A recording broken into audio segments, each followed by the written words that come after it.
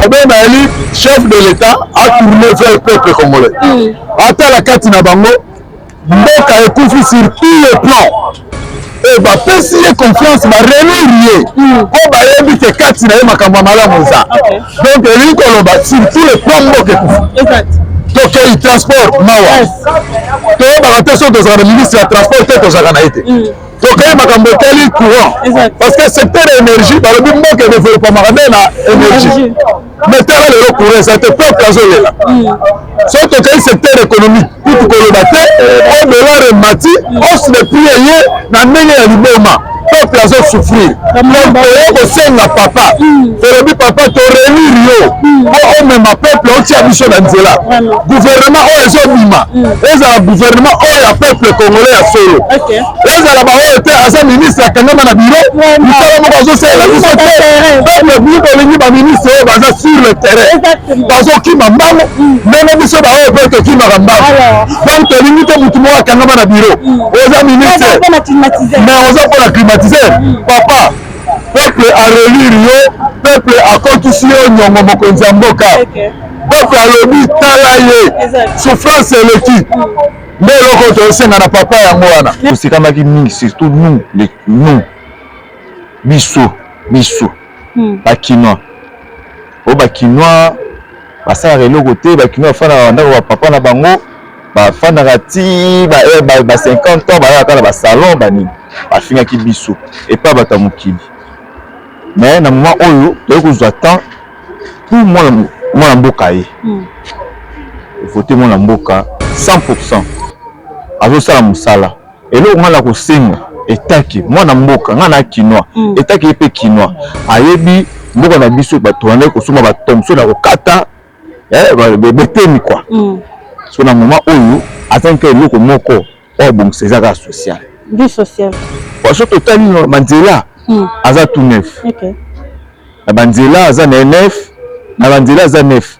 Biso pe la kino toza toujours comme tu tira maboka devant kai. Or mika Italie. To sepeli makasi nga décidé ce mandat sikolo ko sabiso pasi makasi dollar ekitati. Dollar eza le polo makasi. Dollar ekitati alukama sabiso ba dollar. On a pour ça bana biso pe batangi ba diplôme il faut balobi ba za kusala ba bana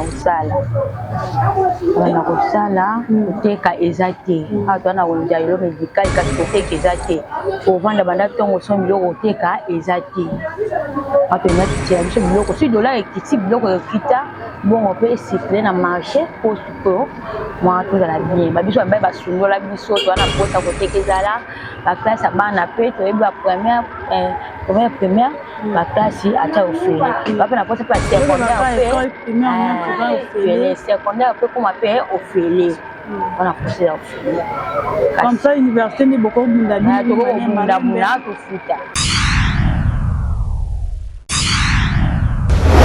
Bilan ndiko balandi ya magazine biso na tranche animation on est kamini na kati ya chaîne de télévision une chaîne qui vous informe dans le temps demandé. Je tiens vraiment à vous dire un grand merci mes très chers internautes et vous qui nous suivez déjà depuis dès le départ hein nakoloba la magabiso en tout cas le petit matara mini kolobela bon par rapport il y a deuxième mandat il y a chef de l'État Félix Antoine Tshisekedi Tshilombo. Alors, que demande le peuple pour les changements dans notre beau pays, la République démocratique du Congo? Mesdames et messieurs, je ne suis pas seule. Ici, je suis avec Rabi Lema qui est derrière la caméra et la rédaction de KPA. C'est pourquoi pas dire celui qu'on appelle Rifa qui sont battus. Pourquoi pas dire celui qu'on appelle Papi Kelly, les deux boss, Bana Moko Bio, Bana Tata Moko, le boss qui nous dirige, les boss qui nous coordonnent sont deux séries. Ceux qui sont et Papi Kelly, pourquoi pas dire à celui qu'on appelle. Papi a tout le grand joueur qui commence déjà ici pour son retour, nous avons la République démocratique du Congo. Pourquoi pas dire à celui qu'on appelle Lucas Sileto, Jésus-Christ depuis London, Tanti de Zé, moi ça va être papa depuis Magistère. Mesdames et messieurs, c'est avec moi. Parce que nous avons dit que le peuple d'abord, parce que c'est le slogan de l'UDPS, parce que c'est le slogan de Félix Antoine Tshisekedi, le peuple d'abord. C'est pourquoi nous avons voulu interroger d'abord le peuple pour nous donner la réponse exacte. Alors, réviser quelques réponses à nous manger. Comment on a dit? Mamie. Alors, par rapport au deuxième mandat, chef de l'État, Félix Antoine Tshisekedi, est-ce qu'il y a plus de population? liboso na tosepeli makasi ndenge azwi deuxième mandat oyo sikoyo koyebisa biso mpasi makasi dollar ekita te dollar eza likolo makasi dollar ekita te aluka mwa akita biso badollar wana mposa bana na biso mpe batangi bazwi badiplôme il faut mpe balobi baza mpe mosala babanda kosala koteka eza te awa toza na wenze ya elo médical kasi koteka eza te ovanda banda ntongo so biloko koteka eza te awa tongaki tia biso biloko si dollar ekiti biloko ekita bongo mpe esikle na marché po mwa tozala bien babiso babai basundola biso toza na mposa koteka ezala baklasse ya bana mpe toyebi ba première baklasi ata ofele bape na posa pe secondaire pe secondaire pe koma pe ofele wana posa ya ofele comme ça université ne beaucoup bunda bunda to futa alors au bazolanda yo qui vraiment kolela na biso la population congolaise est-ce que orientation ya zwa qui est malade ko sala banzela par là yango peut sunga biso population congolaise comment avec cet appui toro qui liboso a continuer kana sala banzela na courant peza mabe makasi moi peza mabe atela biso pe kamoso bakuna ko kena mwa mbongo no teki mwa mbongo na mukebwe bakuna bakale babeti babotolo lusumbongo awande mabe makasi wana pe atela biso balika mwana bakuna tele mapa makasi pona bakuna baonyokola biso makasi baokata batu baozokisa batu ata maziki do osomba biloko bomona babotolo osaki atela biso balika mwana eleka banzela atonga to sepeli banzela ndete omona otonga ka continuer suna musana mpona deuxième mandat vraiment que vandi nini na makambo etali to bakantu vie sociale donc chef de l'état donc ça ndeni vie sociale oui yango wana loko to ana posa merci beaucoup eza vraiment honneur ya omona makambo lisusu na mboka na biso ya RDC bon biso toza baétudia tozotanga dollar ezoboma biso makasi donc moi ata ose retrouve na bambongo eza te bakosenga kuna ye loba ndenge mosusu bamosusu mpe bakopesa fa congolais mais osomba dollar mbongo esili bon naosenga loka liboso dollar ekita et en plus ameka na otalela biso na babiwa basection na biso ya baétude kuna eza vraiment comme il faut te ndenge université sengi à part ça a continuer nzambe apesa makasi abunda tozala toujours derrière na mokongo na ye toappuye ye makambo nyonso eleka bien na deuxième mandat na ye donc mpona bandeko na biso bazosouffrir nzambe asunga kaka un jour ebonga merci ezala malamu kaka Pas Michel. Alors, nous avons ces amis par rapport à deuxième mandat, le chef de l'État, Félix Antoine Tshisekedi, Azui, Libakou, Victor, Yolanda, Bissopé, Naba Internet, la chaîne Bisso. Donc, par rapport à deuxième mandat, Bisso, population congolaise, Tolingi, Asalanine. Oui, Abondissa, c'était autour à Kolia. Ndé, Yango, Bengande, Asalatu, les passes. Abolisara côté Kolia na babakambo mosusu nesi makamini mwa détail bon maybe otala makambo ngobila osala donc qui ne commissalité ata papa ya propriété ya mboka na Kolia. Ok, merci beaucoup Papa Michel. Jean-Marie Tchamalakala. Merci beaucoup Papa Jean-Marie Tchamala. Alors, nous avons de la bonne par rapport aux besoins de la population pour ce deuxième mandat. Qui demande le peuple pour le changement de notre pays? Vraiment merci mini maman journaliste. Peuple congolais lelo azo senga mokonzi atala.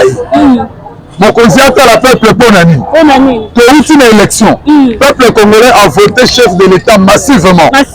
À la question du monde que peuple congolais a comme mature. Les autres congolais ont bazala ko sécaté. Les autres congolais ont 1900 mais azali congolais à 2024. Alors en tout cas, comprenez-nous, nous sommes dans la balabala, donc les cas d'ici par là. Alors, na changement kitoko ya mboka na biso président Félix Tshisekedi akoki kojeter plein d'œil mais dans quel domaine il a koki kotoucher mingi mpona aboutir population congolaise na changement de mentalité et puis changement na nyonso na vie sociale et tout est-ce que Dola eza point phare ya changement ya mboka na biso oza na raison Dola eza point phare te problème ali chef de l'État a tourné vers le peuple congolais ata la kati na bango mboka ekufi sur tous les plans et bapesi ye confiance barelire ye po bayebi te kati na ye makambo ya malamu eza donc elingi koloba sur tous les plans mboka ekufi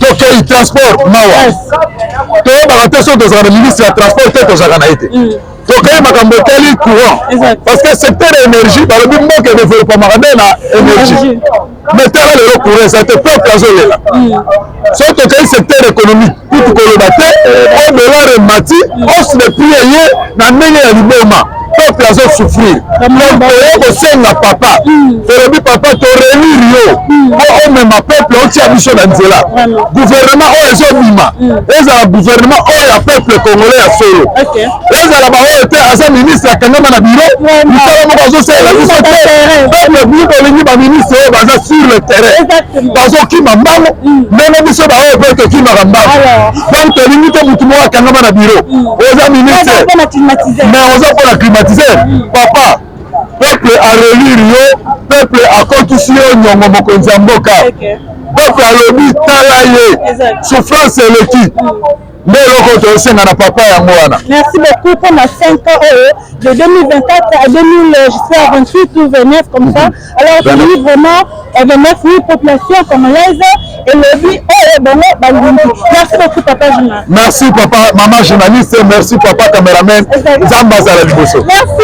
Alors tu es pas na yo mingi kuna koyeba vraiment par rapport au deuxième mandat ya Félix Antoine Tshisekedi azali bon réuni lisusu na kati ya mboka na biso biso population to peuple to sengi na nini que demande le peuple pour ce deuxième mandat. Bon na deuxième mandat était que président na biso et le quoi malamu nga na CPL premièrement Fachi Beton na PC mbote PC kazali to sikamaki mingi surtout nous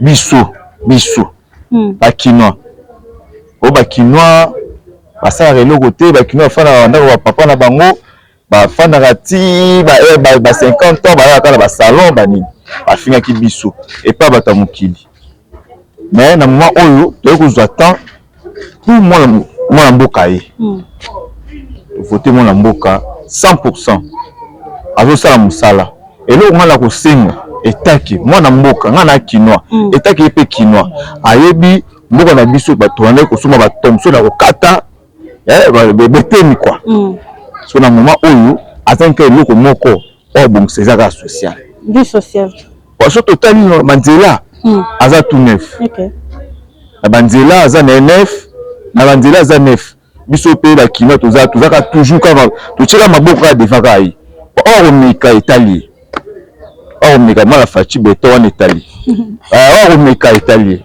alors pour nous ba azana concurrent tisi tu as concurrent c'est pour ça la concurrent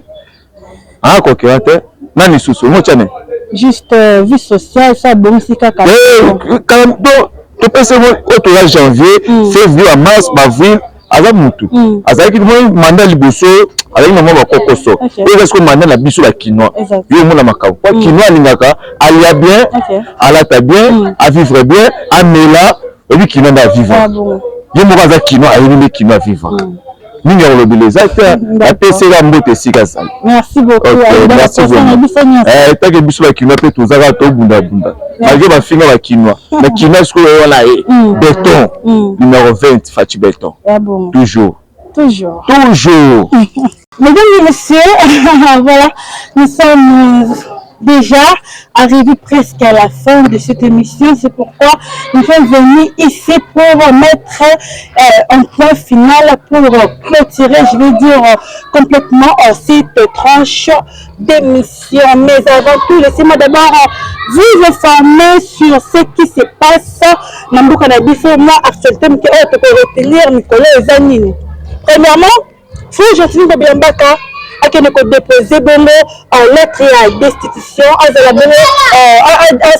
démissionner dans le cas de mandat parce que Azalaki parmi les 82 députés, candidats députés, Azalaki Bongo, Azalaki invalidé dans le cas de Mboka na biso, mais il faut retenir que il y a encore une liste ils ont déjà je vais dire ils sont déjà en préparation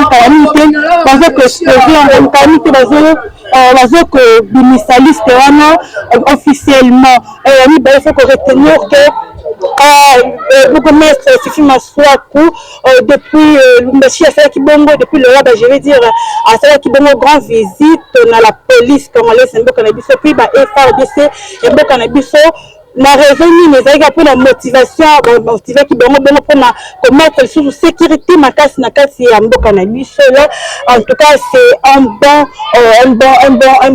je vais dire une bonne chose, une bonne geste à part au gouverneur de la ville ya Lawaba Fifi Masoko à qui j'ai dit un grand merci et grand bonjour, pourquoi pas dire un coup de chapeau à elle. Et d'autre part mécanique que le mingi tali député qui fraudé qui validé en tout cas pour retenir que justice Mboka na biso epekisi député wana ce que dit que ont permis fraudeur epekisi vraiment nous a se déplacer en dehors du pays na biso. Donc Rosalement on a pays na biso vraiment on a sa capitale na la République démocratique du Congo, je veux dire na Kinshasa. Si nouvel ordre est après comme conseil à déplacement na bino, donc il est vraiment interdit, il est strictement interdit pour ceux qui sont des fraudeurs mais quand c'est le déplacement en dehors Mboka na biso la République démocratique du Congo, en raison pour laquelle c'est deuxième liste de fraudeurs. En tout cas en ce qui concerne le sujet d'aujourd'hui, nous venons plutôt de parler sur le deuxième mandat de Félix Antoine Tshisekedi, pas réélu, je vais dire, pour son deuxième mandat. Et que demande le peuple, que demande la population congolaise? En tout cas, quelques idées là-bas, quelques paroles données en Abango. En tout cas, ils ont parlé donc sur un changement total Mboka na biso mingi martelé sur etali vie sociale Mboka na biso baleli ba biloko eza komata fa biloko kita moto nso ba binga tozotala na kabe tini ba bango balingi kaka dollar ça nini ekita. Donc du côté de là on faut revoir na côté économie Mboka na biso oyo tikali wana comme ça yemo ko chef de l'état Félix Tshisekedi va nous aider pour ce deuxième mandat pour que la population congolaise bati la peine loba mingi parce que déjà to lobby et ça ka papa na biso nous connaissons que na biso fait cette Tshisekedi ameka ko mettre kaka en pratique parce que c'est lui le papa, c'est lui le dirigeant principal de notre pays, de notre capitale, de la RDC, je veux dire en tout la carte Kinshasa RDC comment Bimba va voter président fait cette Tshisekedi massivement. Félicitations, je veux dire, la félicitation, et vous êtes passé par là du nord au sud, est, ouest, juste pour nous remercier le président de la République qui est 2 fois réélu pour son mandat, pour la présidence, pour diriger ici la carte Mboka. En tout cas, nous avons fait là, c'est déjà le gouvernement qui est donc à diriger qui pays qui est la population Mboka sous deuxième champ, dans une grande distraction. Mesdames et messieurs, laissez-moi vous dire que ici dans la République démocratique du Congo, vous avez blagué cette fois-ci, et le bel rattament Mboka Cyril Mambalobi deuxième année et ça y a incompréhension. En tout cas, veuillez travailler na mutema malamu to là qui savent vraiment que oui to l'île cannabis au Congo et là c'est que oui to l'île changement de mentalité en cannabis pour tout soutenir Félix Antoine Tshisekedi à cela me malamu. En tout cas tout ce que j'avais à dire et à me faire un petit synthèse c'était seulement sur ça. Je tiens à dire un grand merci à celui qu'on appelle Rabi Maké derrière la caméra et pourquoi pas dire à celui qu'on appelle KPS, le régisseur patron de la chaîne de communication de la télévision et celui qu'on appelle le boss récent qui semble là, je tiens à dire un gros bonjour, une grande salutation à celui qu'on appelle le boss récent qui semble le boss à Mutema Malamu, boss à Rezonaka Malamu, boss à Lingarateba Naba Kofanzala. En tout cas, aussi, mais la boss. Merci beaucoup à celui qu'on appelle Papi Kelly, le boss Papi Kelly. Il y a un qui m'a tout proche, demain parce que Maza vraiment blêmé le bloc le col à Makemba. Et à celui qu'on appelle Papier Tour, le grand Gillois qui annonce déjà son retour ici dans la République démocratique du Congo. Je dis déjà à te dire bienvenue, bon retour dans le pays natal, Papier Tour, le grand Gillois. Ce qu'on veut dire à celui qu'on appelle Lucas Nepel Jésus. Et à celui qu'on appelle Tantine Zozo, moi ça va être papa Edo, je t'aime énormément pour nos gestes faits. En tout cas, un grand merci et un bonjour. C'est par ici que nous bouclons complètement cette émission fidèle téléspectateurs, très chers internautes de la chaîne Tika Télévision. N'hésitez pas à nous écrire, de partager cette émission, d'aimer et de nous appeler parce que Sabino Bissot Rezolate, Bissot Zalarawani, et c'est la Bissot bien, c'est la Bissot bien Makassi. Je tiens vraiment à vous dire un grand merci et pourquoi pas dire à celui qu'on appelle Guilain et Compagnie Ambeli depuis Japon. Merci beaucoup.